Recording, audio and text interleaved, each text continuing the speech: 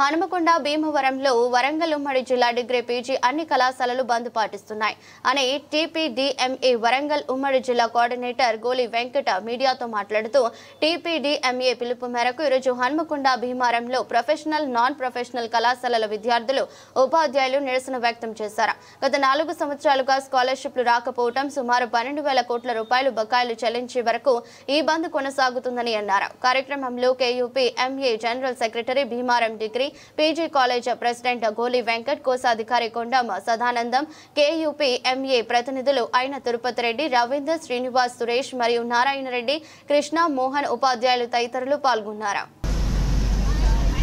టీపీడీఎంఏ వరంగల్ జిల్లా కోఆర్డినేటర్ ఈరోజు రాష్ట్ర వ్యాప్తంగా అన్ని కళాశాలలు ప్రొఫెషనల్ నాన్ ప్రొఫెషనల్ కళాశాల బంద్ పిలుపు మేరకు వరంగల్ జిల్లాలో ఉమ్మడి వరంగల్ జిల్లాలో ఉన్న అన్ని డిగ్రీ పీజీ కాలేజీలన్నీ కూడా గత 4 సంవత్సరాలుగా పెండింగ్ స్కాలర్షిప్లు రియంబర్స్మెంట్స్ రాకపోవడం వల్ల బంద్ను కొనసాగిస్తున్నాం.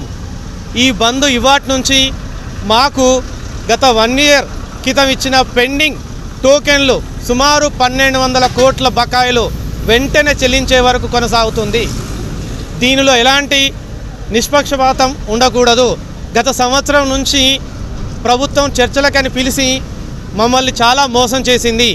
కాబట్టి దయచేసి విద్యార్థులు, పేరెంట్స్ అందరూ కూడా అర్థం చేసుకొని ఈ కళాశాల యాజమాన్యానిలో ఉండే ఆధారపడి బ్రతికే లక్షలాది మంది ఉద్యోగులు మరియు పిల్లల భవిష్యత్తు ఆలోచించి ప్రభుత్వం వెంటనే మాకు బిల్లులు విడుదల చేసి కాపాడగలరని భీమవరం యూనిట్ వరంగల్ హన్మకొండ.